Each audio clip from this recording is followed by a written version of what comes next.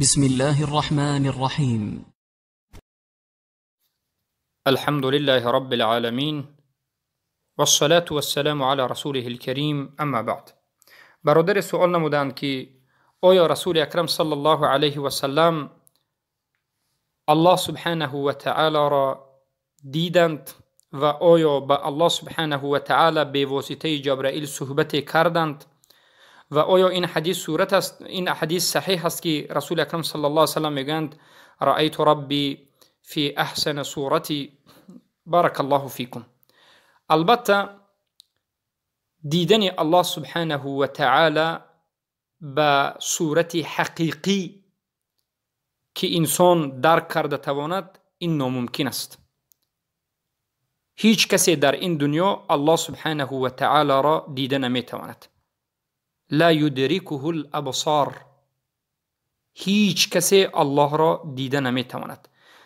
در این دنیا یگان چشم و یگان چیز قادر به دیدن الله نیست. خیلی که قصه موسی علیه السلام معروف است. موسی علیه السلام گفتند ای الله خودت را به من نشان بده. الله سبحانه و تعالی گفت به اون کوه نظر کن، اگر همون کوه طاقتی برداشت جمال مرا بکند بعد میبینی.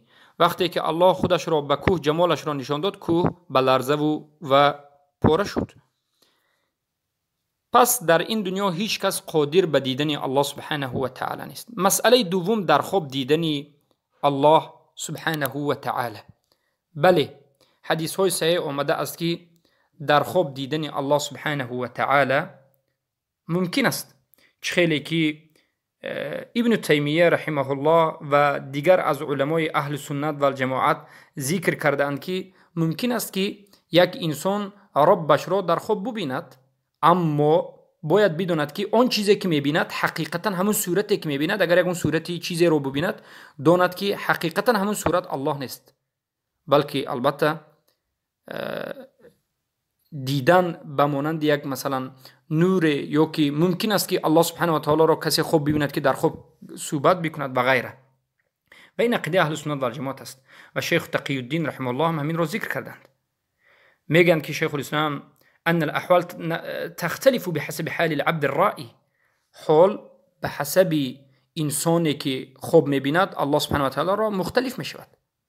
هر انسانی که فكل من كان من اصلح الناس فاقربهم الى الخير كانت رؤيته اقرب الى الصواب والصحه. هر کسی که صالح ترین مردم باشد، بهترین باشد، موحد باشد و خوبترین باشد، این انسان خوببینیش درست‌تر و صحیح‌تر میشود. و هر کسی که از سبکتر یا دورتر از انسان‌های صالح باشد و همون چنین. و البته حدیث صحیح اومده است که رسول اکرم صلی الله علیه وسلم در این دنیا الله را خواب دیدند و حتی روایتی اومده است که معاذ ابن جبل این چنین خواب دیدند. معاذ خواب دیدند، روایت شده است. و در چندین طرق و روایت ها اومده است که رسول اکرم صلی الله علیه وسلم الله را خواب میبینند که حتی این چنین خواب است که الله دستش را بین کتفی رسول اکرم صلی الله علیه وسلم میگذارد و غیره. پس این دلالت میکند که در خواب دیدن الله سبحانه و تعالی جایز است و ابو حنیفه هم در این مسئله روایت میکنند و میگن که من خواب دیدم الله را، اما از درون خواب یگون نمود چیزی را برآوردن و گفتن که انا این صورت را من خواب دیدم انا من الله هست، گفتن اعوذ بالله، این جایز نیست، برای اون که در اونجا یگون چیزی نامعلوم را انسان میبیند. اما از نظری گفتیم دیدن همچنین به چشم بملال در این دنیا ناممکن است. خیلی که امام مسلم روایت میکنند که رسول اکرم صلی الله علیه وسلم میگن واعلموا انه لا یرى احد ربه حتی یموت. بدانید که هیچ کسی از شما ربش را در این دنیا دیده نمیتواند تا وقتی بعد از مردنش. یعنی این دلالت میکند که انسان بعد از مردن الله را میبیند. خیلی که حدیثی صحیح با این دلالت میکند سترون ربکم کما ترون لیلة البدر لا تضامون فیها. اما زمانی که الله دیده میشود این روز قیامت است. روز قیامت الله سبحانه و تعالی دیده میشود.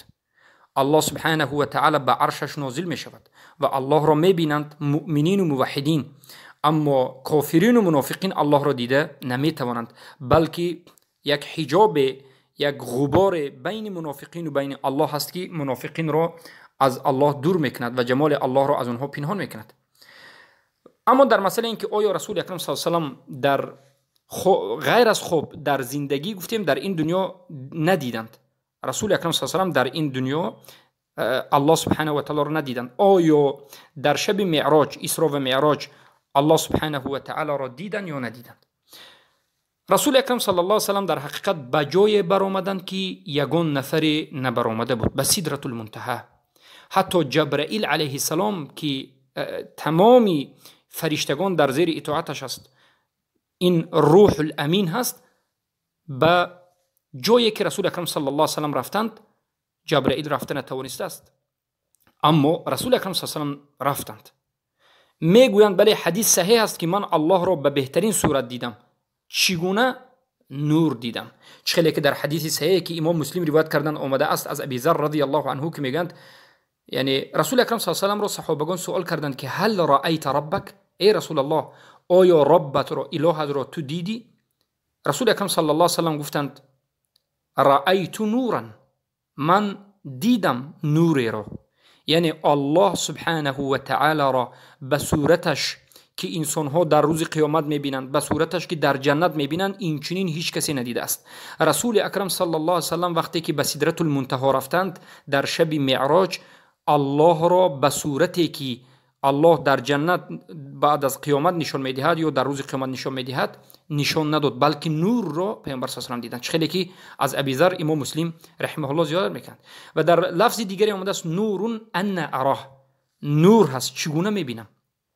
این دلالت میکند که رسول اکرم صلی الله علیه و الله را به یگان صورت، به یگان شکل معین ندیده اند، بلکه الله را نور دیدند و البته این دیدنی زیباترین نور و زیباترین صورتی که رسول اکرم صلی الله علیه و در عمرشان دیده اند.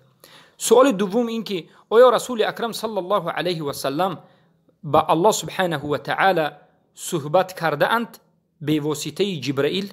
بله،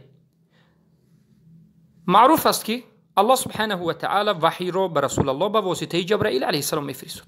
قرآن را در مدت 23 سال هر یک حادثه را جبرائیل از جانب الله می آورد خبر میداد. اما در شب معراج رسول اکرم صلی الله علیه و سلم با الله سبحانه و تعالی به واسطه کسی صحبت کرد، به واسطه کسی صلوات الله ربی و سلام علیه صحبت کردند و الله سبحانه و تعالی و جل شأنه صورتش را نور نشان داد، نوری که یگان چیز غیر از نور دیده نمی شود، بهترین و زیباترین نور، و صحبت کرد به پیامبر صلی الله علیه و سلم به زبان عربی که رسول اکرم صلی الله علیه و سلم صوت رو، آواز رو و این کلمه رو و معناش رو به الله سبحانه و تعالی نسبت دادند و به نزد الله سبحانه و تعالی چندین بار گشتند در مسئله فرض شدن نماز که در اول 50 بار فرض شد، 50 مرتبه نماز خوندن در یک روز فرض شد و عاقبت به چندین بار این که بعد از اینکه پیامبر صلی الله علیه و به نزد الله بازگشتند به 5 وقت نماز در یک روز فرض بودنش باقی ماند. این دلالت میکند که رسول اکرم صلی الله علیه و سلم به واسطه با الله صحبت کردند، اما الله را ندیدند بلکه نور دیدند و این بهترین صورت و بهترین نوری که رسول اکرم صلی الله علیه و سلم دیده بودند. و در خواب دیدن انسان صالح الله سبحانه و تعالی را جایز است، خیلی که ما به شما خواب رسول اکرم صلی الله علیه و سلم را گفتیم و دیگر از پیامبران هم الله سبحانه و تعالی را خواب می‌دیدند و بعضی از صحابه ها و بعضی از علمای اهل سنت و الجماعت این چنین گفتند که خوابی را دیده. الحمدلله برحمتک ارحم الراحمین.